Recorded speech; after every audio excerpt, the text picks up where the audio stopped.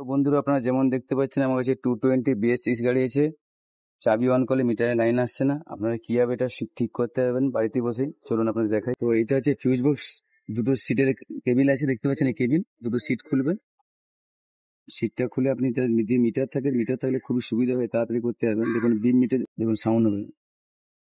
3 number check করছি, দেখুন এখানে কোনো সাউন্ড আসছে না। তো 1 2 3 3 নম্বরে আপনাকে প্রতিটা ফিউজ এইভাবে চেক করতে হবে। যদি আপনি দেখছেন যে বিম মুড বাজছে না, তাহলে বুঝবেন সেটা ফিউজ গেছে। চলো আপনাদের দেখাই সেটা। আপনারা দেখেছেন মিটারে লাইন আসছে না, তো এটাই 3 নম্বর ফিউজটা আমি বের করছি। তো আপনারা এখন বাড়িতে বসে দেখে নেবেন কত লেখা আছে। দেখুন 15 এম্পিয়ারের ফিউজ লেখা আছে, আর এখানে দেখুন এক্সট্রা কোম্পানি দিবা থেকে এক্সট্রা ফিউজ। এই ফিউজটা বের করবেন, বের করেন। দেখুন এই নতুন ফিউজটা দেখুন কাটা নেই, মাঝার থেকে দেখতে পাবেন কোনো কাটা নেই কিন্তু।